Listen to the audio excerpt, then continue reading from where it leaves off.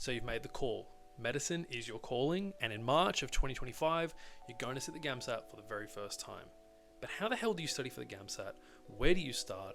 And what even is Section 1, Section 2, Section 3? These are questions that everybody has when they first start looking into the GAMSAT and for postgraduate medicine.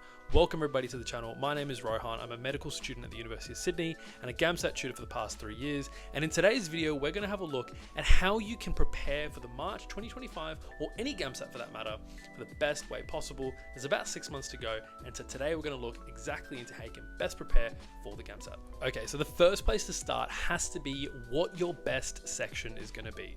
Now this should be easy for most of you guys. For those of you guys coming from a science background, maybe you've done a Bachelor of Medical Science or a Bachelor of Science in undergrad, or maybe you're coming from a nursing or physio background like a lot of med students are, have a think about Section 3 being your best section, right? And for those of you guys like myself, and we'll talk about non-science background students in a little bit, but for NSB students, I would definitely say Section 1, Section 2 is going to be your bread and butter, especially if you come from a humanities or an arts background.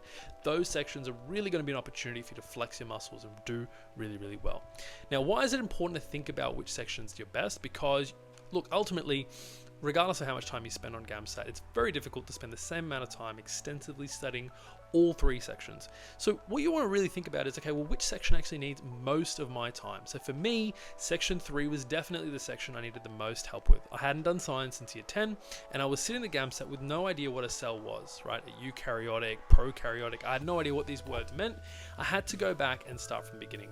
So for me, Section 3 was a section I had to spend a lot of time on, whereas Section 2, I'd done a lot of essay writing in university and tons of essay writing at school. But the GAMSAT style essay writing was still a little bit different. I still had to spend a little bit of time on it, but I had those core foundational skills pretty well built in. On the other hand, Section 1 is just like any real comprehension you've probably done in school or maybe in university. It's just at a high level. So the skills and the sort of type of approach is very similar, but I knew that comprehension was something I'd done before. So most of my attention was spent on Section 3. If you know you're not great with English, or you're not great with writing essays, then Section 2 is probably going to be the section you need to spend the most time on. So the biggest takeaway for this part of the video is to just think about which section you need to spend the most time on, and probably which section you can get away spending the least amount of time on as well. The other really important thing to think about here is which universities weigh GPAs and GAMSAT differently that suits your specific approach.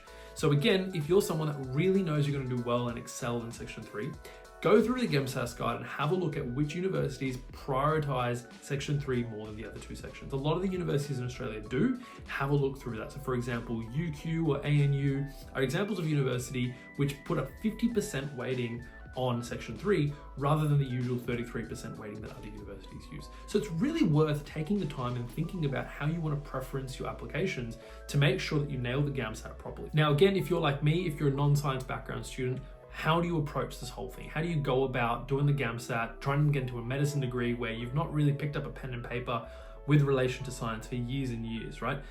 The good news is that, at the University of Sydney where I am at, there's plenty of students that I know and plenty of my friends at university that have never touched science before the degree. It's very easy to pick up in the degrey. You do have to spend a few months really getting used to it, but it's very possible, okay? But in the GAMSAT for Section 3, my recommendation, number 1 recommendation on where to start for your basics is Khan Academy. It's a free resource. I have it linked down in the description below. It's a completely free resource and it's great because it allows you to sort of filter by biology, physics, chemistry, and go through the topics at a pace and at a method that you prefer. There's really good interactive videos, there's quizzes, and obviously you can look at other resources online as well that are free, but the Khan Academy is really, really good just to get your foot in the door really, and just to get started with everything. So for Section 1, my strategy always is to focus on your practice questions as a really important source of knowledge. Now I've already made a Section 1 video, and so I'm not going to go into too much detail here. If you've got more questions, I'll have it linked down in the description below, or there should be something up here for you to click on. But Section 1 is a section that really relies upon deliberate, intense practice. So it's not about just doing 20 practice questions. It's about doing 10, 15, 20 practice questions, really reflecting and thinking about which ones you got wrong, why you got them wrong, and how you can improve. And so if you know that you're getting lots of cartoon-based questions wrong, go and practice more cartoon-based questions, right? If you know you're getting questions wrong that are asking you to compare between 2 texts, go and do more questions like that. Okay. Now, in terms of where to look for questions, I would definitely recommend Des O'Neill questions, obviously the ACER questions as well, but also Read Theories, another free website online that you guys can use and tap into.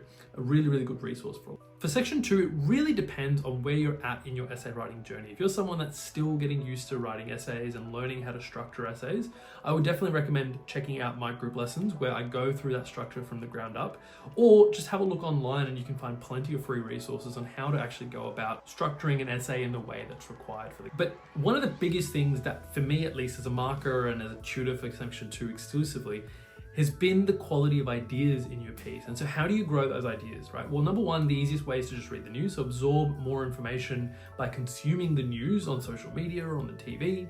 The other thing you can do is start reading articles. And for a lot of you guys over this Christmas break, you're gonna wanna start reading some books. I've got some recommendations for you, 3 in particular. You've got Sapiens by Yuval Noah Harari, A Short History of the 20th Century by Jeffrey Blaney, and 1984 by George Orwell. So if you're looking for some Christmas reading, that's a great place to start.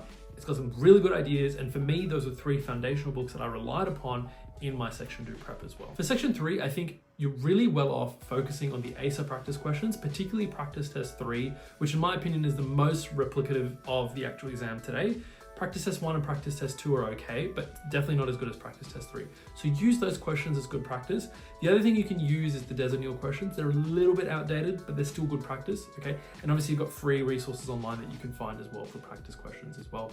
A lot of different prep companies are offering those, so you can check those out too. In terms of theory, I'd really focus again on Khan Academy, but YouTube's really honestly a great resource for some free, really good, intense explanations and go-throughs for a lot of those theory points. Like if you want to learn about organic chemistry, just type in whatever you want to know, acid-base reactions, whatever, and bang, you can find some really good YouTube videos that will really help you on that. So YouTube's really good, Khan Academy is really good as well. And there's, again, totally free resources you guys can use for section 3. So that's pretty much it, guys. I'm going to keep this video nice and concise for you because I want you guys spending as much time possible on the actual work rather than fluffing around. I know you guys probably procrastinating here at 2 a.m. watching how to study for GAMSAT videos.